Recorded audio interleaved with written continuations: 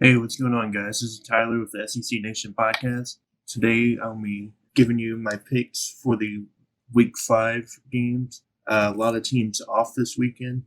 Not really any big matchups like we saw last week. We only have about 6 games this week. Six teams are on a bye. Before we get started, make sure you like this video and subscribe to my channel. If you don't follow me on Instagram, go ahead and follow me. I'll leave a link in the description box. Let's get started with the Florida Towson game. Florida playing FCS opponent Towson. This is a very good FCS school. They're ranked in the top 10 in the country. 3-1 record, very explosive offense, averaging about 40 points a game. What I would like to see Florida do is, again, try to improve the run game before Auburn next week. They did look a little better late in the game against Tennessee. Tennessee's defense had worn down, and Florida was able to break off some 8, 9, 10-yard run plays. Towson is giving up 200 yards per game on the ground. That's 74th in the FCS, so not a very good run defense. Kyle Trask looked very good last week against Tennessee in his first career start. He did make some poor decisions with those 2 interceptions in the second half. That really cost Florida some points. However, those are mistakes that can be fixed. I think Kyle Trask will only get better as the season goes on, assuming the offensive line can protect him and keep him healthy. I think he's going to have a good year this year with Florida. Like I said, FCS opponent Florida should have no trouble with this game at all. I think their main focus should be on the run game. Maybe limit how many times Kyle Trask throws the ball, just for safety reasons. Maybe in the first half, obviously get him more experience throwing the ball and get him working more and see if he can limit those mistakes. Moving on to Northern Illinois and Vanderbilt. Vanderbilt is a 7-point favorite over Northern Illinois. Vanderbilt's still looking for their first win this season. Vanderbilt has really struggled defensively this year. They just gave 66 points up to LSU. They're last in the SEC and pass defense, giving up 360 yards per game. Before last week, Keyshawn Vaughn was unable to get anything going this season. I believe last week was his first 100-yard game. I could be wrong on that. They got to get Keyshawn Vaughn going. He's one of the best running backs in the SEC, if not the country. He just needs help from his offensive line and the people around him to help get him going. They need to get a more balanced attack on offense. They've been very inconsistent at the quarterback position. Once they figure out this offense, I really don't think Vanderbilt is as bad as they have looked so far. I do still believe they can possibly go to a bowl game if they can get going on the right track here. If they lose this game, I definitely don't think they're going to a bowl game. It's going to be a very long season if you lose to Northern Illinois. It's going to be hard, but I'm not ruling them out of making a bowl game right now. They still have, counting this game, they still have 3 non-conference games, and you still have Kentucky, South Carolina, Tennessee. That's 3 games Vanderbilt can possibly win. You also have Ole Miss, so that right there is 6 or 7 winnable games for Vanderbilt. I do think they will win this game. I do think they cover the 7-point spread. I think they'll win by double digits. The biggest concern on this team is the defense. The defense has to improve. Okay, moving on to Texas A&M, Arkansas. This game is being played in Arlington in the AT&T Stadium. Texas A&M is a 23-point favorite over Arkansas. Both teams are coming off a really rough loss last week. Arkansas's loss, obviously, a much tougher loss than one A&M had with their loss to San Jose State. The second year in a row Arkansas has lost to a group of 5 team, and San Jose State is a much worse team than North Texas was last year. Josh Love for San Jose State completely shredded Arkansas's defense through the air, passing for 402 yards. That's going to be a huge problem if they cannot slow down Kellen Mond and the Texas A&M offense. Nick Starkel still looks to be the answer at quarterback, even though the 5 interceptions is obviously something that cannot happen again, especially against the Texas A&M defense, who is second in the SEC in pass defense. Texas A&M has struggled in the run game this season, especially after Deshaun Robinson went down with a season-ending injury against Clemson. They have to find some kind of balanced attack on the offensive side of the ball. They're only ranked 11th in the SEC and only rushing for 144 yards per game. Arkansas usually plays Texas A&M pretty close the last 2 years. I believe it came down to a touchdown. I do think Arkansas will compete better than people think they will, considering that this is a rivalry game. I think Arkansas is going to at least hang around this game for at least a half, maybe possibly three, maybe even 4 quarters. I would not be surprised if Arkansas makes this a game, just because they made this a game last year. That was a 2-10 team. I think Arkansas is slightly better this year. I think that Texas A&M defense is going to be a problem for Arkansas, especially if Nick Starkel has the kind of game he had last week. If he has that kind of game again, he's most likely getting benched, and we'll probably see Ben Hicks come in and play quarterback, which will just cause more problems for this Arkansas offense. All right, moving on to Ole Miss playing at number 2 Alabama. Alabama, I believe, is a 37-point favorite. It keeps going up. This used to be one of the most interesting series in the SEC for 2 or 3 years, and the last 2 years now has been a complete dumpster fire. Alabama has outscored Ole Miss 128-10 in the last 2 meetings. Last year, Alabama went to Oxford, beat them 62-7. The year before that, Alabama beat Ole Miss at home 66-3. Ole Miss gave up 357 yards to California quarterback Chase Garbers. Before that, I don't think Garbers threw for more than 200 yards in a game. I think he only threw for 150 twice before this game. Yeah, so Chase Garbers threw for more yards in this game than he threw in the previous 2 games combined. If Tua Tagovailoa has a game like that, he could throw for 400, 500 yards, maybe even.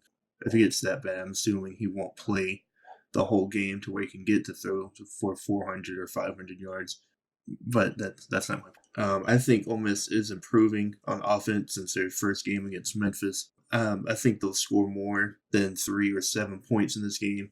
Alabama just doesn't have that dominant defense like we've seen them in the past. It's still a very good defense. It's very thin, very banged up. I think Ole Miss will put up around 20 points, and I don't think it's going to matter much. Alabama's most likely, I think, will put up a high 40 or 50 number. This Alabama offense, I believe, is just a very, very bad matchup for Ole Miss defense.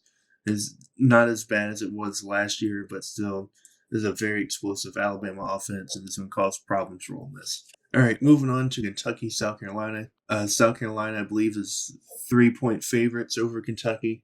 Both teams had really tough losses last week again. Both of these teams shot themselves in the foot with mistakes and did everything they could to lose their games. Kentucky had 2 missed field goals before pulling Chance Poore at kicker and had a pick 6 to begin the game. Not only that, but Sawyer Smith for Kentucky threw for 15 for 41, 0 touchdowns, and threw a pick 6 on that first drive of the game.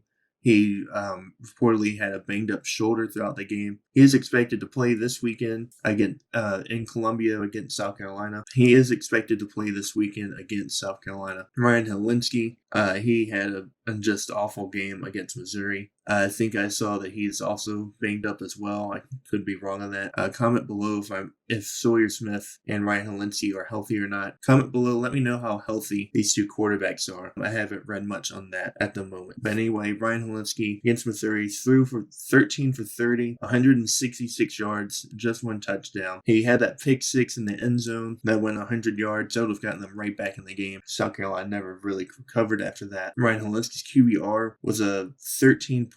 That is just terrible. He also had that play when his pass got batted down. He caught it, threw it backwards for a fumble, and I believe it was Cale Garrett from Missouri recovered it for the touchdown. Weird play, but that's obviously a costly mistake you cannot make in that situation. This is probably the biggest problem South Carolina had. They only had 16 yards rushing with 24 carries. That is insanely bad. That's so terrible. Missouri has a very good defensive line, very good defensive front, very underrated defense. Missouri's a lot better than the team we saw in week 1. The 24 carries for 16 yards, that is very bad. Even if South Carolina wins this game, I have a really hard time seeing them making a bowl game. They're going to have to win 4 games after this. Assuming they win this one, they have to win 5 more to make the bowl, obviously. Looking at their schedule, I only see them winning 3 more games after this game. they're gonna have to find a way to steal a game against Texas A&M, Florida, Georgia, or Clemson. And I right now I don't see how they're possibly stealing a game for any of those four opponents. But a loss this weekend would pretty much put the bowl game hopes to rest. I don't see how you're going to win 5 of your last 8 games, considering who you have left to play. That's just not going to happen. For Kentucky, you still have sitting on a 2-2 record. I still see 6 winnable games for you. I would like to see Kentucky play better defensively. Mississippi State ran all over Wildcats. I believe they had over 300 yards rushing. They came close to 300. Both Garrett Trader and Kylan Hill just absolutely tore up Kentucky's defense. For South Carolina, I really question their motivation going into this game. Are they going to look hungover after the rough loss against Missouri? Are they going to come out motivated, looking like they're trying to save their season? At this point in the season, you got 1-3 record. It's very hard to question, or it's very easy to question what exactly is South Carolina playing for? Are you playing for pride? Are you playing to save your season, go to a bowl game, save your coach's job? Or are you just looking at it like, what's the point of even playing? Now, I don't question that's South Carolina's motivation. At this point in the season, that very well could be their mindset. And I'm not saying these South Carolina players aren't motivated at all. And I'm not saying they're not wanting to play. I'm just saying it can be very hard to be motivated when you're having a season like the one they're having right now. South Carolina is ranked. So apparently, I'm going to call Will Muschamp out on this every single time until the defense does something. In the offseason, he said this is the best defense he has coached at South Carolina. And yeah, I believe statistically, this is the worst South Carolina defense he has had so far. It shows how inaccurate this man is on what his word is. They're 13th in the SEC in total defense and 99th in the country. If this is your best defense you ever had, I think that's very disrespectful to the defenses you've had in the past. I'm going to go and say Kentucky wins this game. There's a very good chance they can change that tomorrow. This is a very hard game to pick. If Sawyer Smith is not healthy, I'm going to look into the health of these 2 quarterbacks, see who's the healthier one. If Sawyer Smith is not healthy, I'm most likely going to change my pick and pick South Carolina to win this game. If Ryan Hilinski is not healthy, I'm easily picking Kentucky to win this game. But for right now, I'm going to stick with Kentucky barely. Okay, moving on to the last game this week. Mississippi State at number 8 Auburn. Auburn's 11-point favorites, coming off a big win too in College Station against Texas A&M. That was a huge win for them. They got to go play at Gainesville next week before this one. So if they're not focused, this really could be a trap game for Auburn if they're more focused on the Florida game. I don't think that's the case. I think they're pretty focused on Mississippi State, so it's not a team you would sleep on. Obviously, you wouldn't want to sleep on any SEC opponent coming into your stadium. They did sleep on Tennessee last year, and look how that turned out. Garrett Trader, a true freshman quarterback, looked very good last week. Him and Kylan Hill rushed for over 100 yards. Mississippi State had 305 yards total rushing. With Tommy Stevens, I don't know how healthy he is. I don't know if he's going to play. Even if he is healthy, do you go with Garrett Trader or do you go with Tommy Stevens? I would go with Tommy Stevens, but again, if he's not fully healthy, then you should stick with Garrett Trader. This is also something I need to look into. I need to find out who the starting quarterback for Mississippi State will be this weekend. But as good as Mississippi State ran the ball last week, they're not going to have nowhere near as much success trying to run the ball in this Auburn defense. Auburn has probably the best defensive front in the entire country, not just the SEC. I don't even know if it's even that close. Maybe Michigan State's defensive front's right there up there with them. Same with Wisconsin and Ohio State. I'm going to stick with arguing that Auburn has the best defensive front, the best defensive line in the entire country. They're second in the SEC against the run. They're only giving up 89.5 yards per carry running the game, which is 20th in the country. However, they're only 9th in the SEC against the pass. To say Tommy Stevens, who's a better thrower, I believe, is healthy. If he can get something going, throwing the ball, Mississippi State very much has a chance in this game. That's if he even has time to throw the ball against this Auburn defense. They were forced to throw the ball against Kansas State 2 weeks ago. They made a lot of mistakes. That really cost them the game. Now, Tommy Stevens was not healthy, and that was the first time Garrett Trader had some playing time. So obviously it's different, but it's also very different playing in Jordan-Hare Stadium. Auburn has really struggled offensively. Not the same offense we saw in the fourth quarter against Oregon. It looks more like the